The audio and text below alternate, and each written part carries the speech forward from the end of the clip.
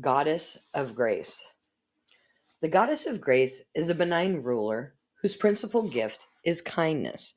So, instead of doling out judgment or punishment when one of her people commits a crime or transgresses against another, she encourages the entire community to gather around the lotus fire. Around that lotus fire, the community reminds the offender of every good deed and kindness they have ever performed since they were small. And in this way, the wayward person is brought home to themselves and their community rather than being ostracized through retribution or shame. And we here in our culture are really, really aware of the ostracization and retribution that we get if we make a mistake. Here's the thing, when we're reminded of the good things that we've done, we're reminded of our inherent worth. We may be held accountable for our actions and we are still required to make amends, but with the support and the kindness of the entire village who understands that the mistake was a faulty action that does not make the person or the person's soul faulty. We all make mistakes, but it's how those around us treat us that when the mistakes are made is what makes a difference in how we approach those mistakes. So mistakes are a bad, awful, terrible, no good, very bad thing. When in all actuality, if we don't make mistakes, we can't learn.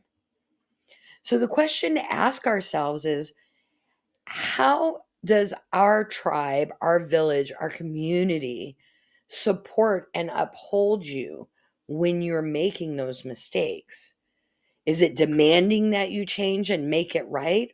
Or is it approaching it with, hey, this was a mistake. How can we make it different? A witch follows that same example of grace, not only towards the people around her, but for herself personally. When her actions have gone astray and caused harm, she has to remind herself of all the goodness in her own depths. We have to allow ourselves to drink from the chalice of human kindness, which right now seems to be empty, but we can fill it if we're willing to help other people do that. The goddess of grace is also willing to take action, and the witch has to do the same thing, take action, cutting away that shame and the sting of their own transgressions with the sword of accountability.